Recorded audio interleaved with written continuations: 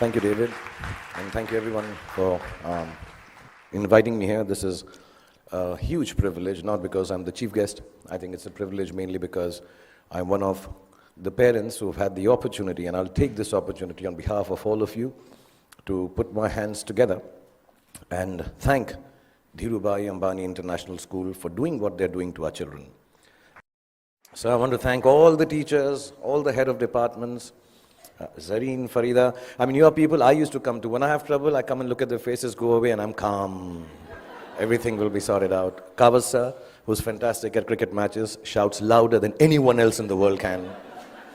All the staff members, the management, the gentlemen who man the security outside, so wonderful. And so even the guy who does the parking back there, everyone for the last 13 to 14 years that I've been here, and especially my friend, Mrs. Neeta Ambani, thank you so much for looking after our children. Really, thank you very, very much. Okay, so good evening, boys and girls. Exams are over. If I may say so, damn school is over, which seemed an impossibility just a few years back. That horrible math or physics or whoever your least favorite teacher is, you will never have to see again. That PE coach who was always out to get you is done and dusted. I know everybody's looking there. You want to party now, relax, hang out with the beautiful friends you've made in the last 13 years, 14 or some less. The last thing you really want to do is sit here and listen to someone give you advice on life lessons and what the future holds for you. And to top it, my qualification to be doing this is zilch, nada. Not at all, nothing. Really, apart from the fact that Neeta and I are friends, and thus I have some benefits. My reason to be here is the same as that of your elder brother or your sister being allowed to do things that you're not allowed to do at home. I'm like them, older, that's all. So if you think that I have had a successful career, as I was getting very embarrassed when David was recounting, because also it's been so many years since I've gotten an award now, yeah. This is like got to work harder. So also if you think I've had a successful career, a great past performance and my experiences of it are no assurance that it'll work in the future for you or work for you at all. And anyway, none of what I say today you will remember as soon as you're out of here. Or maybe even earlier, because you're still sleeping from the big party you guys had last night. What I say may make sense to your mom or dad, who will remember it some years down the line, and they will also remember it for all the inappropriate things that I'm going to say tonight. But you are here, and so am I, so I promise to keep this extremely crisp and sharp. 20 minutes, tops. But be rest assured, I understand if some of you walk out in the middle of my speech for bladder control reasons.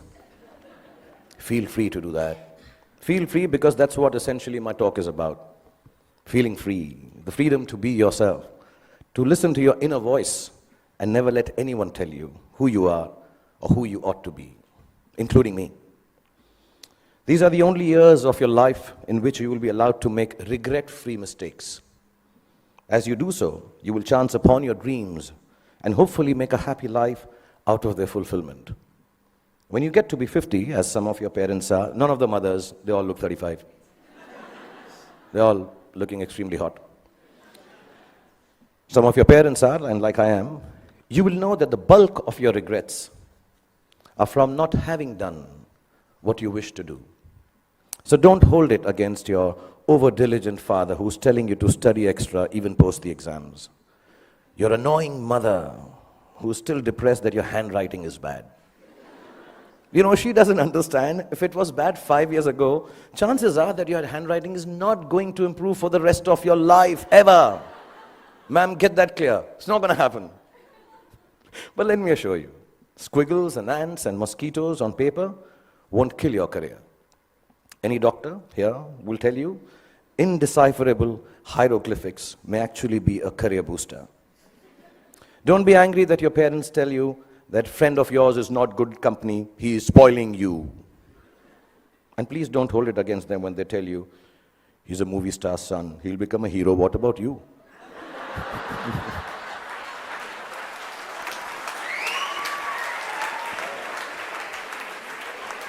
I mean, let me assure you, movie stars, sons and daughters also have to work.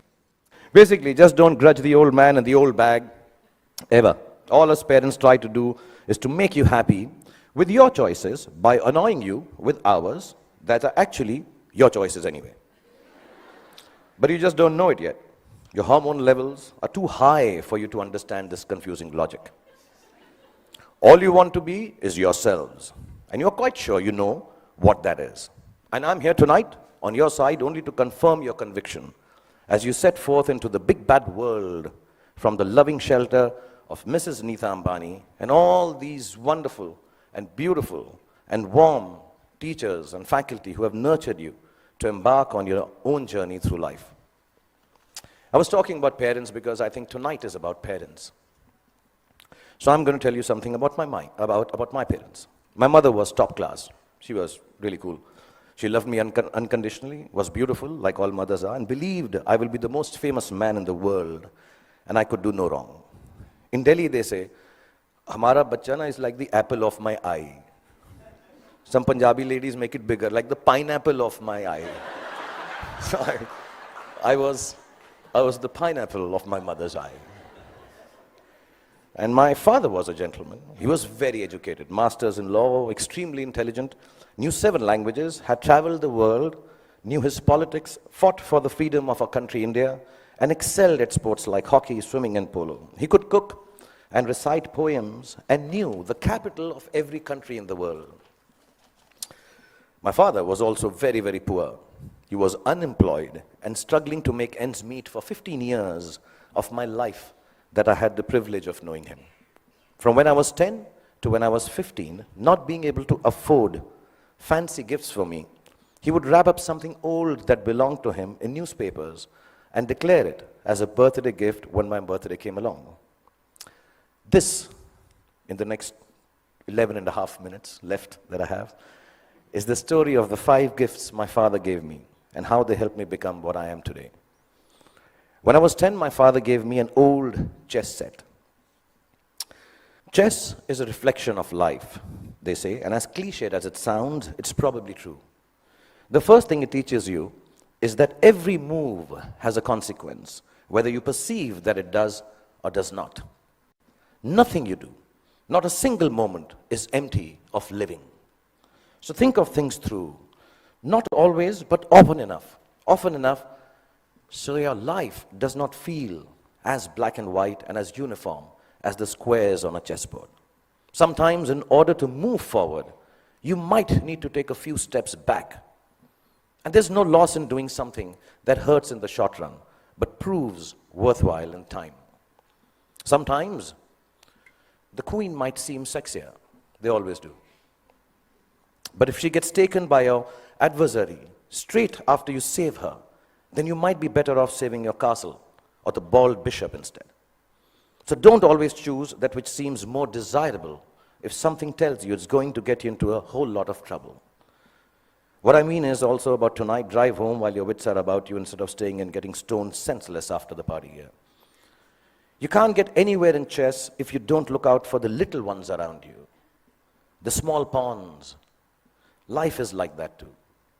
If you forget the smallest of your people or become foolish enough to imagine that the little graces you are given are of no value, you end up nowhere. When you look around you, learn to notice all the tiny little things that make your existence privileged and special. Just the fact that you are here, in this very moment, at this fantastic school, in the company of such adoring parents, is the product of immense love, hard work, and sacrifice on the part of many people present here. Taking your blessings for granted is the most ungracious stupidity, both in chess and in life. Then there's what they call, I don't know how to pronounce it, but sounds very cool, the Zugzwang. The Zugzwang, yeah. It's a really cool word. It sounds like a Chinese aphrodisiac. Zugzwang. But it actually is German for, okay, I'll tone this down. Oh, fish, I got to get out of here. Anyway, for those of you who've never played the game, it's when you get so stuck that whichever move you make is a bad move. It'll happen to each and every one of you at some point in your lives for sure. A moment will come when it will look like there isn't anything going right and nothing you can do to prevent disaster. Ask me. I just finished Dilwale, followed it up with Fan. So, when you are in Zugzwang, kids, don't panic. Whenever there is trouble and you know there is no way out of disaster, don't panic. With a little embarrassment, you will survive it. Trust me. All you have to do is make a move. All you have to do is move on a bit. As the Cheshire Cat in Alice in Wonderland said, when Alice came to the fork in the road, if you don't know where you're going, it doesn't matter which road you take. I will add to it. As long as you take one road and don't keep standing in the middle of the fork until a truck runs you over. Often in Zugzwang, your enemy wins that particular move, but mostly you end up winning the game.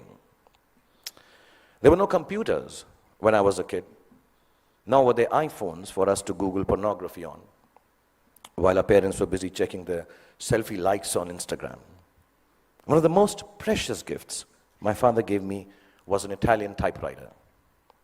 I learned how to use it from him, how to roll paper into the roller and press the lever, I don't know if you guys have seen a typewriter.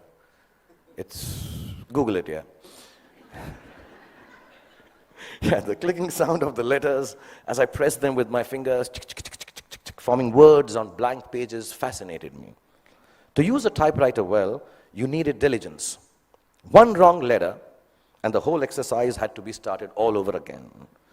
We used something called Typex to erase our mistakes in those days.